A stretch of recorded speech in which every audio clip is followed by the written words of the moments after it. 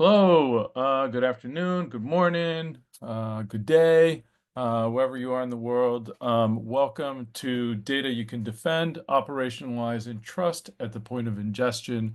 My name is Alex de Lucena. I am Shield's Director of Product Strategy. I always go into these webinars talking about how excited I am to talk about the topic at hand, but I'm particularly excited today just because this is something that I have been talking about so much, and honestly talking about so much for a while. So today we're going to talk about why ingestion is the priority it is. We're going to talk about challenges. We're going to cover what good looks like, partnership. We may have time for questions at the end, so people can plunk them in the chat. We'll be monitoring those as we go. But first, and the other reason I'm super excited is we have a really great panel with whom we're going to kind of talk this all through. So you guys introduce yourselves. I'll name you and then just go. Therese, Tom, and then Dan, tell us who you are, and then we'll kick this off. Great. Hi, everyone. I'm Therese Craparo. I'm a partner at Reed Smith in our emerging technologies and fintech and data groups. And my focus is on data risk management. So that's everything from technology implementations to record keeping to data minimization and everything in between. Great. Tom? Great. Hi, everyone. My name's Tom Rimmer. I'm part of the Shield team. I'm really grateful to be here. I have the exciting time of working with a lot of our clients, a lot of our prospects. And I've had the pleasure of being involved in projects like this since the early 2000s, where it was slightly easier. It's got a little bit harder over time and complex, but really looking forward to the conversation. Dan? Dan Ihrig.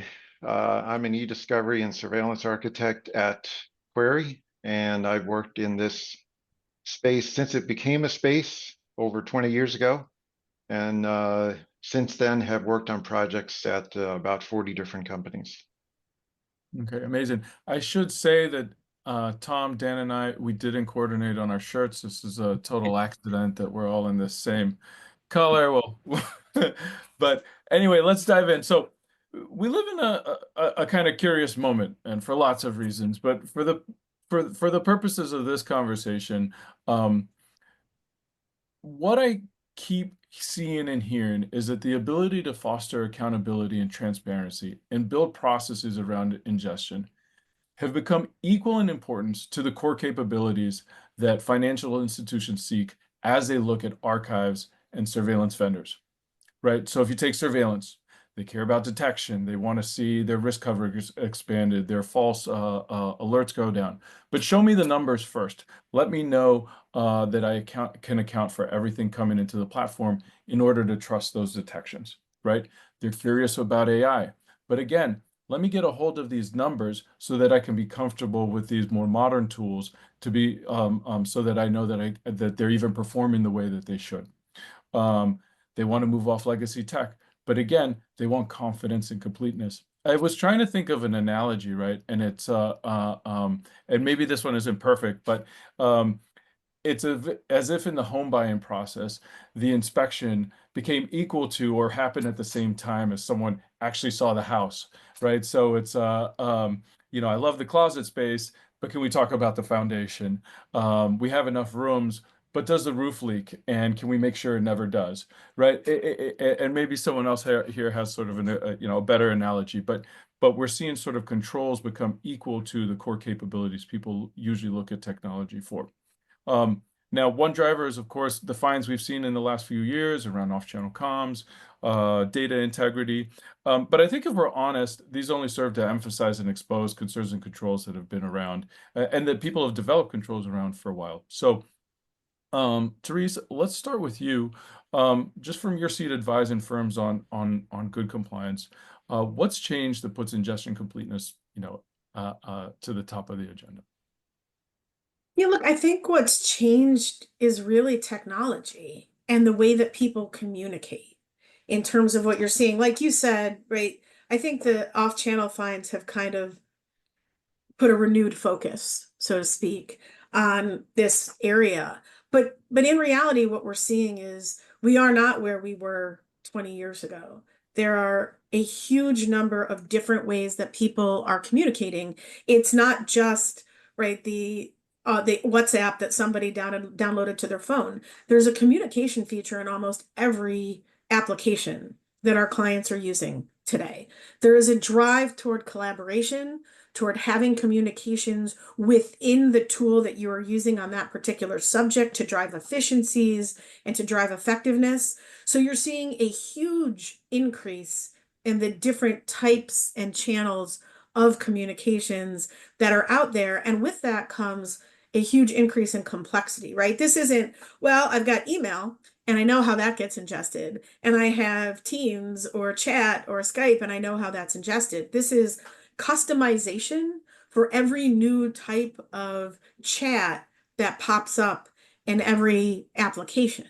So now you're looking at a lot more, many more channels that need to be monitored for completeness of ingestion and for accuracy and all of those things. But you're also seeing the complexity in how they're ingested, where one small thing can change and suddenly, right, the pipeline breaks. And you may not be ingesting everything, or you're not ingesting all the things. And that, I think that that increase is just making people realize I can't monitor all the channels manually, maybe the way you could have, 20 years ago. There's so many potential breaks and so much complexity and customization that we're seeing a greater focus by saying, I need to find another way to do this because there are too many opportunities, points of failure in the systems now that really require more controls, more scrutiny around making sure that the ingestion pipelines aren't breaking down. Right. That's a great point. And right, not even 20 years ago, right? I think even 5 years ago, there was a Yeah. level, like if but now Tom, what are you hearing from, people in the field? Like what's the balance between how these concerns are being prioritized versus talked about? What's the Yeah, balance? yeah, 100%. And just to add to Therese's comments there of the variety, I was speaking to someone recently and I saw it on social media. Different asset classes or departments use different tools and they're just expanding. So if you're in kind of fixed income and equities, maybe it's Bloomberg. If you're in commodities, it might be WhatsApp, but there's just so much variety. We're seeing tools like Salesforce being used and actually emails that came from Salesforce seen as a record. How do you capture those? So the variety is just expanding. What we're seeing when we speak to the clients and prospects out there is one of the major concerns straight away is how are you going to capture those? How can we get the assurances? But also through its life cycle, if there's changes with those data sources, how do I make sure that I'm still getting those records? And I think also it's looking at the outcomes. So it used to be, how much data have you got? Go away and report on it. Now it's making sure, right, has that data got through to my surveillance suite? Can I search on it? So there's steps within the whole process that is getting more detailed. So there's more requests coming into us as a vendor. Can we show more visibility? Can we show where the data is in the life cycle? Have you had challenges with it? Where is it in its remediation cycle? So there's definitely a focus from the clients to say, right, I've got to get this bit right. I don't want any risk with my books and records missing. I want to be able, the assurance is I've got my records that downstream, then we can do our work and our actions. Great.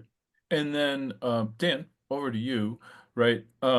You've watched this, you sort of alluded to how long you've been doing this, right? And we don't have to get into years exactly, right? But you have seen a shift around how ingestion is approached. So Therese and Tom have touched on it a bit, but what else would you add? I'd say that completeness and reconciliation controls are no longer considered a day two activity. In the early days, it was just we were just so happy just to get journaling and Bloomberg data coming in, and we deal with the issues later. But there's a much more of a proactive expectation now that all this is going to be watched very closely, and that the whatever process can be put in place to ensure completeness and reconciliation is part of the implementation of that channel onboarding. And I also see that archive and surveillance vendors are expected or is preferred that they have more native connectors so that this process can be built in to the process rather than something that's tacked on. So you know, fewer hops involved in the process, fewer points of failure, as was mentioned before, and more of a single point of control over that process and reporting. And certainly more detail and granularity in the reconciliation is expected. Very cool. And just to build on what Daniel's saying, because I think from a legal and a compliance perspective, and I won't say that we have been behind the times on technology development, but I think there has historically been this view that it's technology and technology takes care of itself.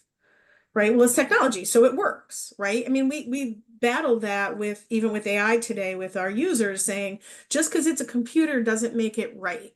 Just because it's an automated process doesn't mean it's fine. And I think that there is a greater recognition, not just among, right, the professionals that are clients, but also among the regulators who are emphasizing that it's not enough to say, I have a technology and I assume the technology works.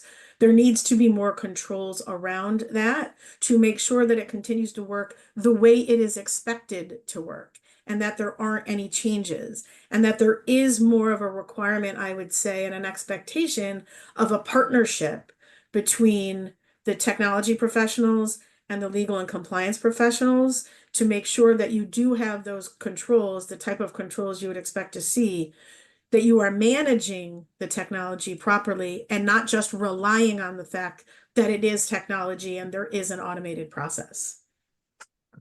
Really great point. I think that the one other one I would add that I see coming up too is um, the starting point has changed for a lot of people for when we're getting these channels, right? So another one we see is just when messages made it into an archive and then when messages made into surveillance.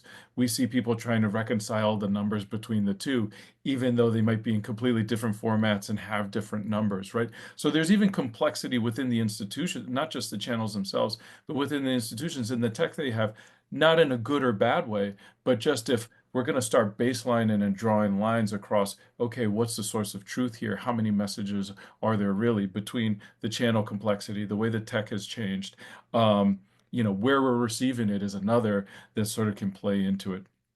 And we're alluding to kind of the next thing, or not even alluding to, we're sort of barreling right into the what I wanted to kind of get into next, which is just to explore the kind of messy real world gaps and challenges with channels, vendors, and re-ingestion too, right? Because I think that becomes an important part of this process too. Isn't just do I have everything, but how do I account for what's missing and then bring it in, right? So we'll talk about the challenges. One thing, any war stories you have, completely welcome, right? So we don't have to name names.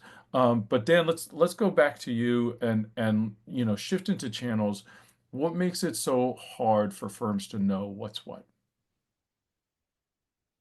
I think some of the biggest challenges is that there's no standard for this across delivery methods, across all the different vendors that we need to capture communications from. So each channel can have its own unique challenges.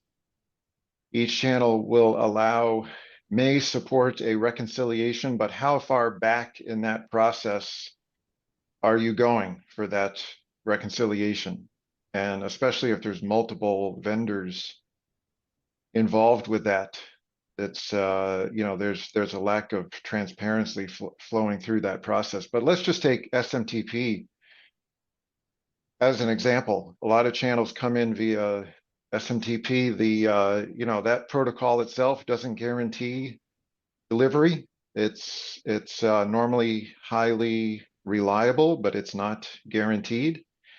And even if perhaps a manifest of SMTP counts that were generated could be passed through for analysis, sometimes, great, you can verify you received X number of messages that day, but depending on the communication type, message counts don't add up to interaction counts. Sure. There's a level of complexity there too. For What channels that about, come in via, well, I was gonna say, what about if they come in on a like an API or something then? yeah, so that is generally better. Okay. But vendors can make changes to APIs. Teams is an example of that. Microsoft can make a change and now something is no longer captured, or we're waiting on the vendor to update their code to reflect some change in the Microsoft Or the flip side, API. now it's But available, right? And as a vendor, we have to figure out whether we want to bring that in and if that's useful to our customers or something like that too, right? So it can kind of cut yeah, both APIs too, right? yeah, You might not yeah, want to see, I remember once the ability to delete messages became sort of available within Teams, right? Do people actually want to see that? And then for us, how do we capture the fact that something existed and then it was deleted? How do we display it? Is it a record? Isn't it? And so on. What about our favorite file-based channels delivered by file, Bloomberg, all our fin chats, right? Bloomberg, yeah. Net, Reuters, what are some of the challenges around those? Yeah, so file delivery is pretty easy to track and to alert on if something went wrong with that. But you've got to trust that the source communication platform is delivering what it should to you. You have no visibility further back in the process than that file. That file is the authoritative source that you can check against. Great. Um, and then Tom, just from your seat, kind of, how have you seen this sort of break down in your lifetime? Yeah, so I think, as Daniel was just alluding to there, it's it's that visibility. You've got so many varied data sources. Some of them don't even give manifest files. So have you got all the data? I was recently speaking to someone who it was on voice recordings, and they were getting recordings from the supplier, but actually one of their geographies, one of their regions had actually had an issue and stopped. But for them, all they saw was data coming in from this supplier. It dropped, the volumes dropped. So again, the only way they could really tell that there was an issue was actually looking at metrics and looking at trends, which is not something that traditionally the people have done. They've looked at, oh, is messages coming in? No, it's not. Oh, Yeah. there must be a problem. So I think that's the kind of legacy approach of, is the channel working because I'm receiving something?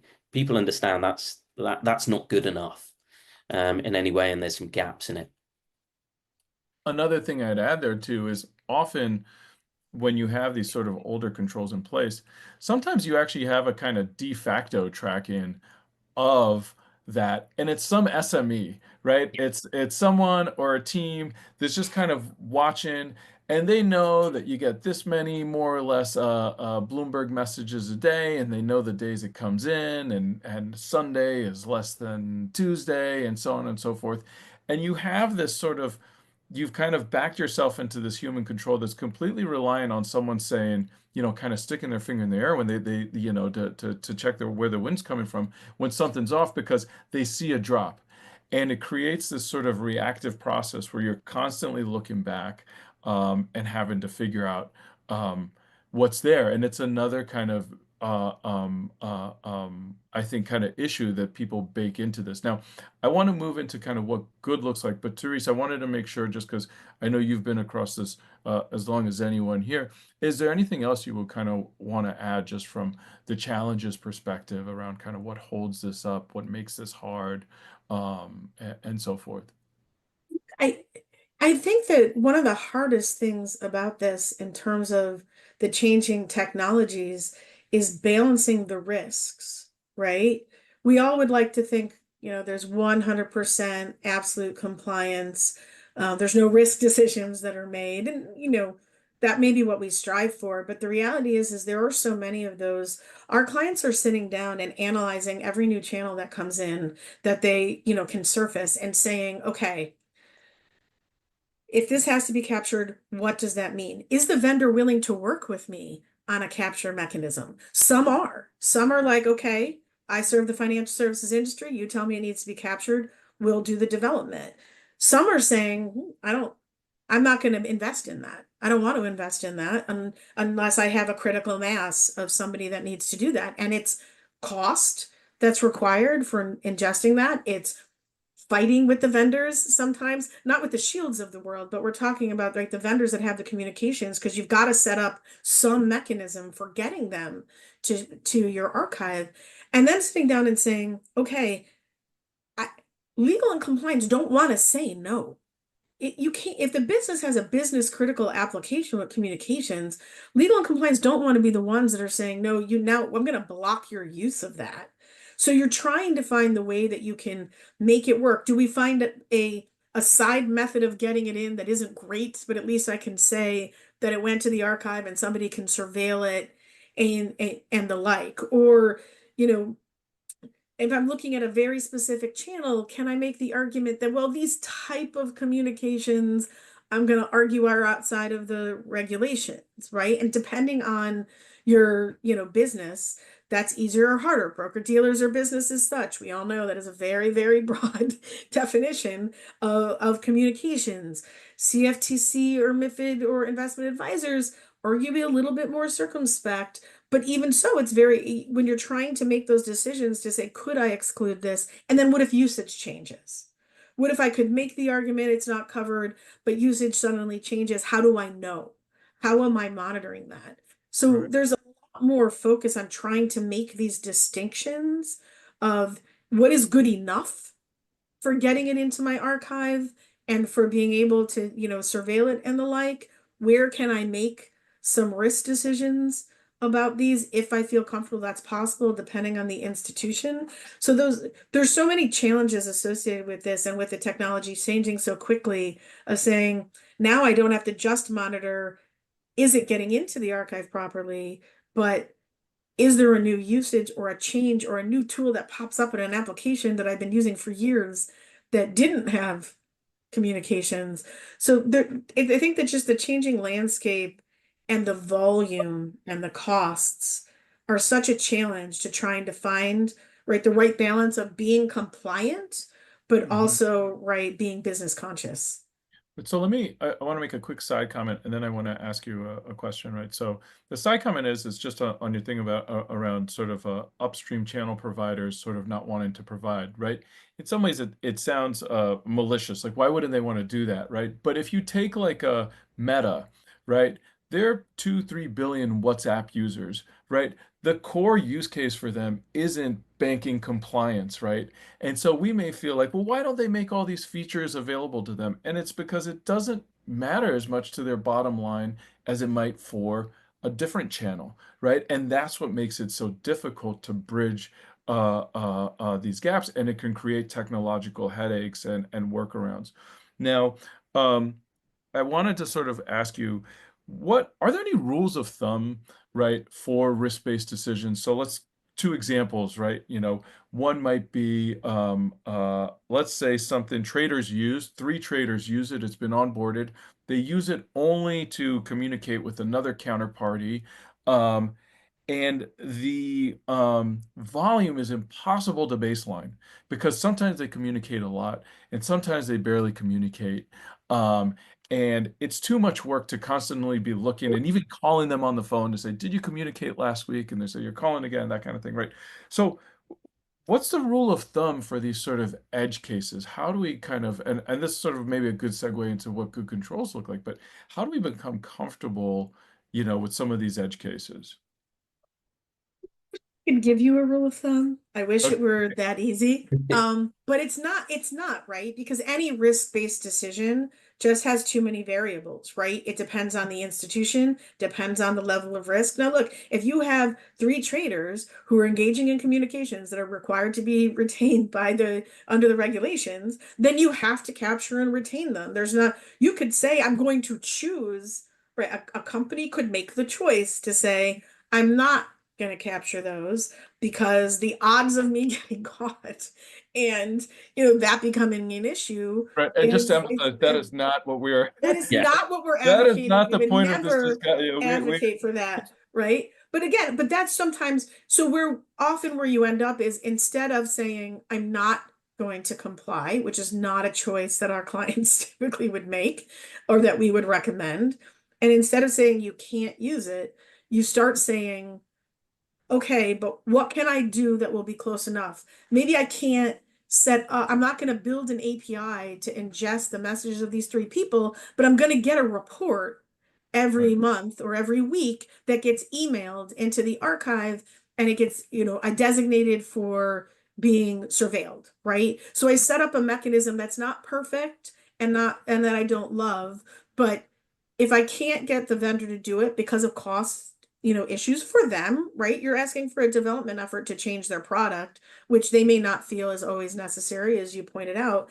It's saying the edge cases, I think, are typically handled by what's the good enough scenario here so that I'm still compliant, I'm still getting into the archive. It may not be some perfect mechanism, maybe there's manual workarounds and things like that, but still making a reason. I think the most important thing is making a reasoned decision that is an intelligent decision with the input from, right, your legal teams and from the business and from compliance that says this isn't a perfect methodology, but it is reasonable. It is compliant for these reasons. I can explain, right, why I did it so that, okay, maybe it's not going in real time, but it's going in the next day or at the end of the week. Again, it's not perfection, but I have a reasoned basis that I can defend in explaining to the regulators. So I think that that's really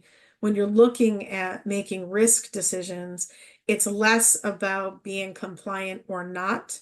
It is more about what is the best option that is Right. good enough for compliance. Right. And I think an easy question, like obviously for something like Outlook or Bloomberg, safe to say there's very little wiggle room there, right? Right. Yeah, Uh, I mean, absolutely. In particular, because there already are mechanisms for capturing that, and the volume is so high, right? I mean, right. there are, again, We when you're can't build looking real at controls. risk balancing, right, you're not going to accept you know, a a mechanism that's kind of manual for email, right? Right. Because the volume is too high and there's too more risk there than there would be for something that's smaller volume or a smaller risk from a content perspective. Great. Okay. And now we continue to move into kind of what good controls look like, right? So I think we've sort of addressed some of the challenges. Dan, Tom, we were talking yesterday and we started to kind of tease out a framework for what good looks like that covers, did we get it? Did we get the data? Did it make it into the archive? And did we get the data that we should? Tom first, are those all the steps? Are there any did we's we want to kind of fold into that and make sure we have? I think there's from the onboarding process, it's also looking at the end game. What do you want to actually achieve at the end game? So from a discovery, what do they want to achieve? So each of the steps that it goes through, so one of the ones we talked about yesterday is population going in there. If I'm searching for everything for Tom Rimmer, am I going to identify everything for me? Or do I need, special naming conventions in there that I'm using? How do I make sure that from an eDiscovery point of view, I can find everything that I want? So I kind of think, some of that onboarding process is to go through those use cases. One example is we've got some, data sources that, might call me Trimmer for my name, but maybe Tom Rimmer. But if I was searching on Tom Rimmer, Trimmer's not going to come up. So I'm going to miss a whole chunk of data. So all of that naming convention, understanding users, who they associated with departments, those kind of things. So I know one of the key focuses is looking at the use cases, testing the use cases out. So as you onboard these channels, those steps, that end game of what you want to achieve from it. And I know Daniel was teasing out kind of multiple steps that he's seen. So I don't know if Uh, Daniel, if and those. I'll jump to that really quickly, but I also wanted to add a few other steps. So Hmm, you added, can we search for it, right? There's also, did we transform it? yeah. Did we alert on it, right? If it's missing, can we find it, right, and so on, right? So switching to Dan, right, because I know you have sort of a lot to say here. So let's just start with a let's just start with the most general. So what does good look like? What's our starting point for good? And then let's talk about what did we get the data good looks like and some of these other steps. So what does good look like, Sure, Dan? sure. So like like you mentioned, we have those three basic levels of checks. So the first one is just basically, did we get data for the channel? And and this is just a baseline verification that a process ran, that data was processed from an upstream system, and that it's been received. So, preferably there could be some automation around this, alerts from ingestion systems or processes, alerts from data transfer systems. Some of these, depending on how novel they are, may require some manual system checks. But Yeah, so that's just the and what might that baseline. look like? Like you were talking about earlier how you might have, an SMTP provider that gives you a lot of detail in a manifest, and then an SMTP provider that gives you sort of barely any detail. Like how are you kind of managing that sort of differentiation across detail at the did we get data step? Well, it's for that manifest, it's a question of, does the upstream provider have such a thing? Right. And then in what format is it sent in? And does the ingesting system know what to do with it? And Right. if it's just a message count, I mean, that's a good first step, but there's more expectation on a lot more granularity there. So something with actual message IDs that could be tracked within the receiving system would just bring that up to a much higher level of detail. Okay. But but after that, looking at the next level, did the data get into the archive? Okay, great, we received it, but did the data get in? Ideally, some sort of automated search of the actual repository. This ensures that it made it through the pipeline, it's indexed, and it's available now for your rediscovery and surveillance processes. The challenge with that is that now you're dealing with potential processing that the pipeline might do. For example, dedupe. There might be some dedupe occurring there. So now, instead of 400 messages from a certain channel that day, you're only going to show 385. Well, is that a problem, or did something, you know, did Right. it did And it not do just what it dedupe, should do? You right? know? We want it to dedupe, right? Like we Yeah, don't want, yeah, like someone sends a message to 500 people, it's the same message. If we yeah, can kind of yeah. bring down that storage size, right, and just have a single message that serves as a source of truth, right? Then great. No, there's deduping. We have failed messages too, right? Failed attachments, right? So how are we kind of balancing the fact that that initial number that the upstream vendor says, here you go, here's 500, and the next number is 423, right? How do we balance those two against each other? How do we sort of get comfortable with that delta? Is that a question for me? That is a question for you, Dan. Uh, but if you're laughing, if this is a joke, um, it is a question for you. But obviously anyone can jump in too. I think we would all love to see some sort of statistical analysis and automation around this, but depending on the channel, I think that there is the human monitoring factor here. All right. Like you said, those system admins that are looking at this, they get a sense for certain trends, and are would be relied on to raise something. But I think we'll get into this later. as a next generation of what looks good, some more automated statistical analysis of the process would be really helpful. I think Right. there is some maturing of some of the, if we look at the vendors out there, it used to be kind of a black box. Did it make it? Did it not make it?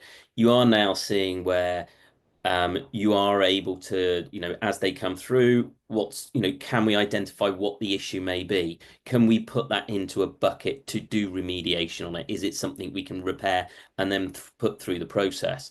And you can start to see where the counts are done. As you said, Alex, 420, I had 500. 423's gone into the archive. Where are the other objects? Can I tie those down to where they may have failed? And can I look at a process, some kind of automated process to bring that number? Or can I replay those back to the client and say, look, these are the ones we couldn't process. So at least you're following that life cycle. You're following those areas where you're tripping up. I think in the past it's been, yep, I've got 423, don't know where the others are. And then there's a bit of a cycle going back and forward trying to work out what's gone wrong. I think there is more now steps that we're seeing that you can put in place to help the clients through that process and the data. And I want to thank you for saying help the clients through that process. Because look, when I'm looking at this and when my clients are looking at this to say basically, how can I be comfortable that I have reasonable processes to make sure that my ingestion is complete and accurate?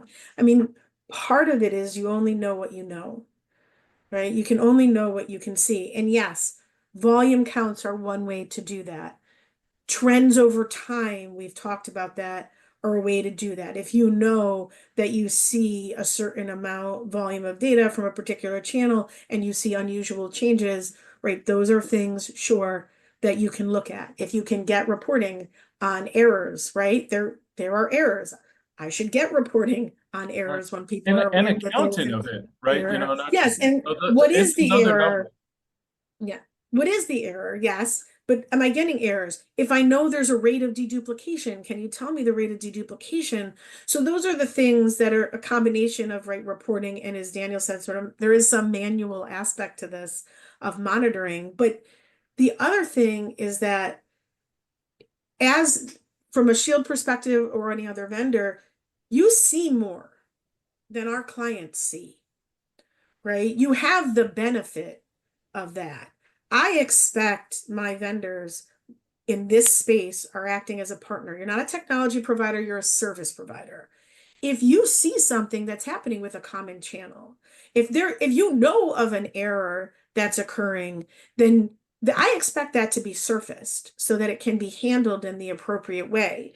And and that may seem obvious, but it's not. I very seriously once had a vendor who said to a client, after the client found a material error in the ingestion process that the vendor knew about, said, why would I ever tell you if I knew there was a problem with my system? I mean, we almost had a fit because that's your obligation. Things will go wrong. We want to be able to find them and fix them. That's the obligation. We don't expect that nothing will ever go wrong, that will never be a problem. And I think part of it is this expecting the vendors also to do their job to say, one, if there is an error that you're aware of, surface it so we can come up with the appropriate solution. That's the goal. The goal is to provide a solution, not play blame games and things like that. If there's an industry issue or an issue across a common channel, raise it because maybe it's affecting your other clients, maybe it's not, but give them the opportunity to investigate that for their own opportunity when you're aware of it. You're not naming clients, right? But you can say, this is an issue with this type of data. You may want to look at it for yourself. That kind of partnership also helps with the compliance, right? And for the client to get comfortable that we're working together toward this goal of compliance. And I'm not, solely on my own trying to find, all the needles in the haystacks of the channels that are coming in. Right. 100%. You see the partnership there. Another example is orphaned objects sometimes, where from a client's point of view, where they were giving us maybe a HR file with these and the monitored users, that process their end has broken down. And all of a sudden, we're starting to see volumes of these unorphaned objects what do you do with them? Where do we send them? So, and it's a partnership there to go, look, guys, this is where it's growing. These are, the orphaned ones. And then it's that collaboration that we have to say, all right, we need to fix these. Okay, let's get the HR file correct, and then we can re-ingest and remediate the problem. So there's definitely much more of a partnership now to say, no, sorry, I haven't got it. It's your issue. And I Send think it. if I step back, a point I often make or something I often see is that there's this gap, right? Some of it's just intuitive, right? And how we kind of view these things. But as banks have moved into the cloud, they've gone from having a tech team who they often know, right? Where they can pick up the phone and say something's off and just kind of work it out between themselves. And whether that's a good control or not is neither here nor there. It's just to say they've gone from this model um, where they're working with people they know to now a vendor is managing that data with them, right? Because we'll manage it, but it's still their data they're responsible for, right? It kind of cuts both ways, right? So now the onus comes, and I think in some ways vendors have been slow to appreciate because they're not the ones getting fined, Yeah. right? Um, how important, right, being able to have the same level of attention, right, and know-how across those flows is to them, right? Especially as they've brought on ICCs and controls of their own and had them accepted. Now, what we try to do is we try to sort of visualize and make transparent all the errors, failed messages, everything that came in, everything we deduped, what we've replayed, right? And we're putting a lot of investment in that. And then from the support perspective, we're monitoring on the back end too to sort of see what trends are in place too. What we find is that the financial institution will have its own controls on top of that too, typically because they've had those validated and there's sort of a governing process around it, right? So we're getting, I think, to a better place, right, where um, vendors can be more transparent and are providing more tooling around what ingestion looks like, what's making it in, what's missing. Customers are getting more mature around their needs, even where they are on their actual development of controls path does vary, right? But their needs are there, and that's sort of kind of what the seed of the conversation we're having. But all of that, I think, is what's getting us essentially to the next phase. I did have a question pop in and had a bunch of questions in it, and some of them I've kind of folded in, but I want to make sure we answer. What comms channels are hardest to monitor for completeness and accuracy? I can take a stab at that. Okay, over to you, Dan. I think some of the more challenging ones are the ones that require end users to register or enroll because it requires some action on the end user's part. And those channels too that we've already talked about that are intermittent. You might have 20, 30 messages sent on a certain chat channel on Friday, and you may not get any others until, the next Wednesday. Right. And I think for the first one, you're saying Is that challenge a there problem? is we don't know what's missing because someone hasn't enrolled. There are no comms because someone, hasn't done it, right? And that's sort of Yeah. into sort of even sort of adjacent controls where you start monitoring not just for flows but also for usage, right? And potentially looking across specific employees, employee, Yeah, that kind of thing. you're typically in a multi-vendor scenario there Right. also, which makes it more challenging too. There's certain channels that there's no technical challenge with reconciling. Office 365, you've got the tracking logs there, you can reconcile against that.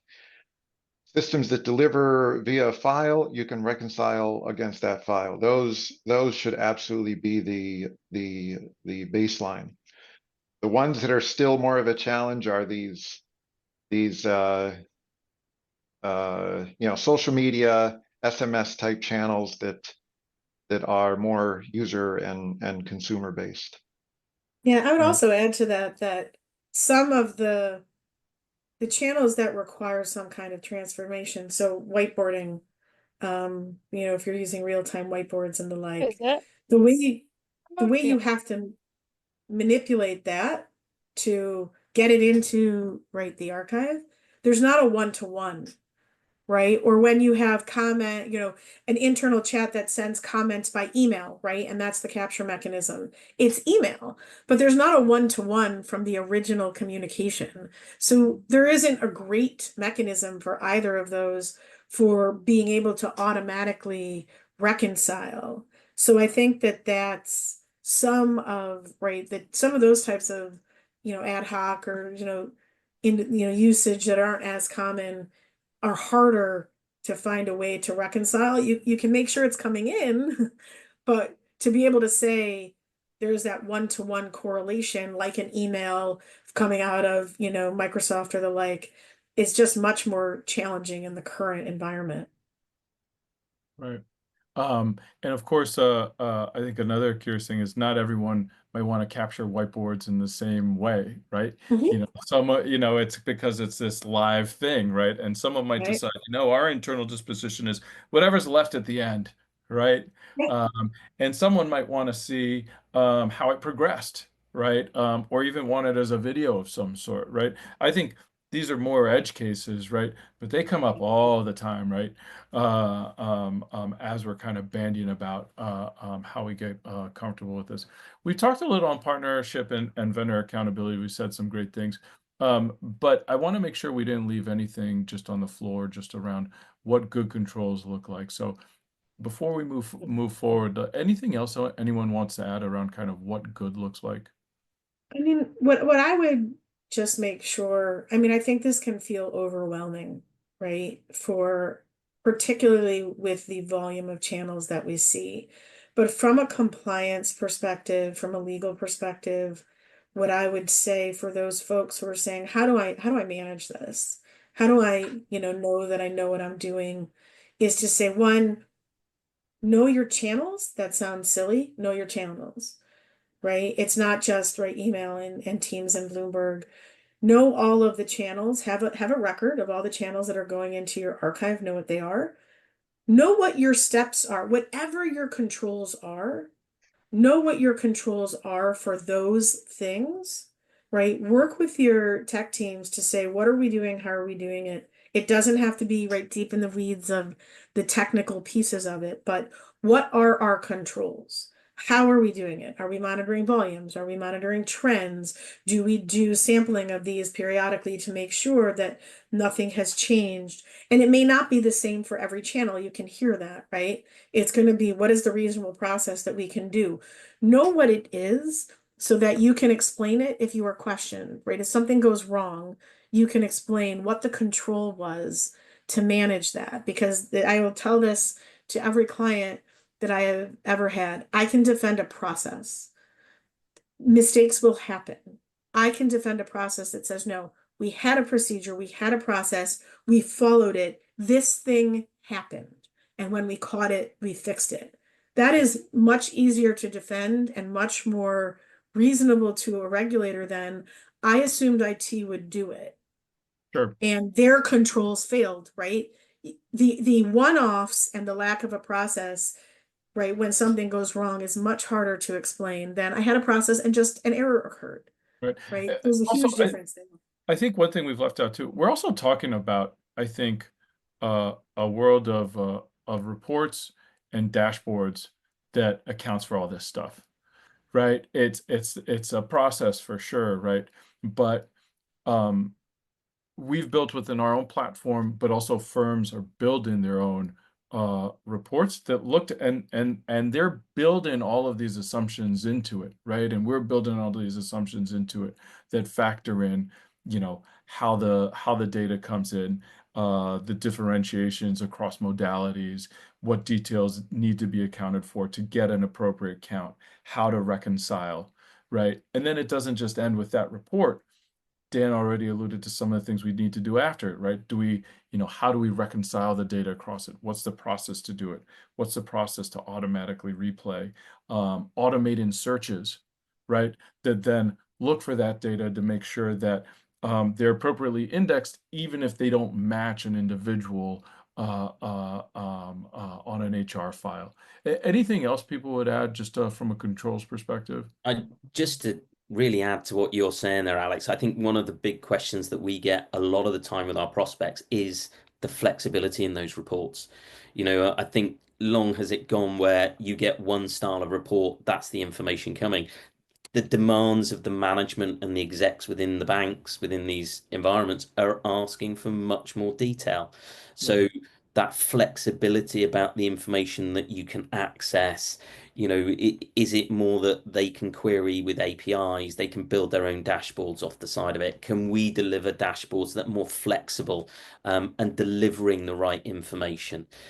Because a lot of the reports that kind of come out of some standard are aged. They don't have the level of detail that they want. So it's a big question and a big request that we get a lot of the time. Right. And then Dan, Yeah, and go just ahead. to add to that, at a minimum, there should be either a daily report across all channels or a live dashboard that can be checked. That's going to show those daily archive volumes per channel with some historical volumes graphed. Like that's the baseline. Now, building on top of that, a lot of this automation and historical analysis, that would be great too. But when you're in a scenario where you want to make sure if you need to replay something, it's a lot easier to replay it that same day or the next day rather than 3 months later, and you're wondering, how do I get that? How do I get that data so I can replay it? So, yeah, those basic system checks we talked about, and then this sort of dashboard or daily report. Cool. Let's talk about AI, because we can't have a webinar and not talk about AI. But also because I think there is potential here that I think is unexplored. Within our space, we see it being used. Certainly, we have a lot of it under the hood, as we look for, to surface risk and that kind of thing. But how far are we away from, Therese, Dan, an agentic approach that takes in and understands flows and anomalies across how many channels came in, can go and fetch a missing message, can I can kind of keep layer on use cases, right? But there is a world in which, and that doesn't feel that far away, in which we could have agents that understand how this data, what this data is, and how it moves, and then be engineered to then see those processes through, notify us if something's off or that kind of thing. So, Dan or Teresa, how far away are we from that? Well, I would put that question to the vendors. Okay, so I'll take that, and I would put it back to you because in some ways, at least Shield as a vendor is ready, right? The tools are there, right? Yeah. And it's not just the tools, it's the controls we build around those tools to help end users become comfortable with the conclusions those agents make on your behalf. The tools are there. What I haven't seen yet is, given the amount of heat there's been around ingestion and reconciliation, is someone saying, okay, well, let's let AI figure it out yet, even though it might do a better day-to-day job than sort of the process in place. That's sort of my hot take since you flicked it back to me. Therese, I see you sort of We're seeing even in the financial industry, a huge uptake in the use of agentic AI and the deployment of digital workers and things that are specified for certain tasks and the like. So I don't think the industry is opposed to that or would be necessarily reluctant to adopt it. I think people are looking for a solution. I don't know necessarily that if you're going to roll out something like that, the first place that an organization is going to ingest or going to invest is in agentic AI to do monitor your, your archive ingestion, right? They're using it in other places and the like. But I think the industry is open to it. I think that one of the challenges with AI generally is, someone who says, oh, here's this AI tool I have, it does stuff, just don't ask me how, right? Which, legal and compliance will always be concerned about. It's, well, how does it work? How can I rely on it? To your point, why should I be able to rely on it? What's the process that makes sure it's continually, not that it's learning necessarily, but that it is being trained properly to look for things that it needs to look for and the like. So I think I would say the same thing. I think the industry would be, in my clients at least, would be interested in seeing that if there was something out there somebody, right, was offering that they felt they could get their hands around.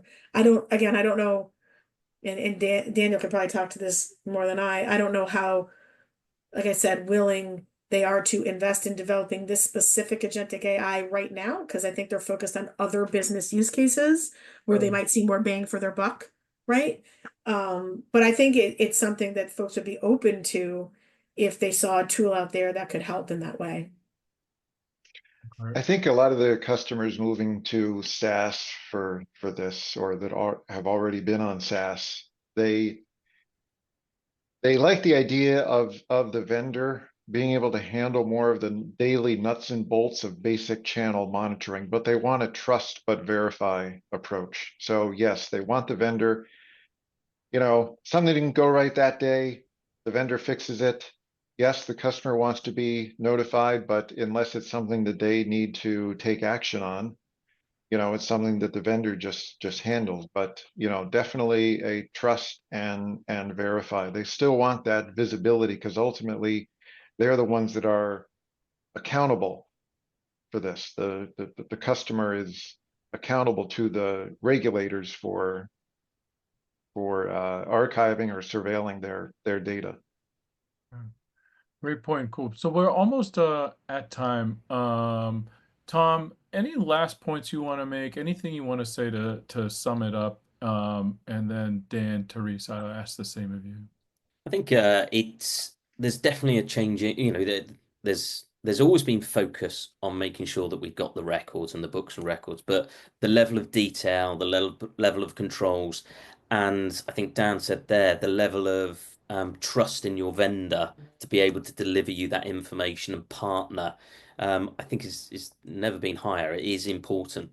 So there is definitely, I think, from our perspective, speaking with clients, creating that partnership and that trust is number one for us.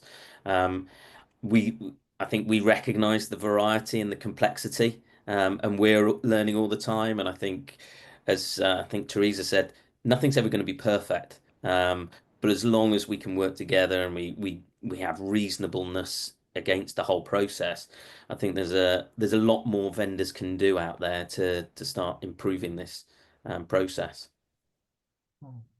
Dan, any last thoughts? No. No, I'm You good. kind of summed it up right before. So Therese, Mhm. you're last. Over to you. Yeah, I mean, I think that what I would say is the regulators are, right, have been focused on the changing technology space and the impact that can have on compliance.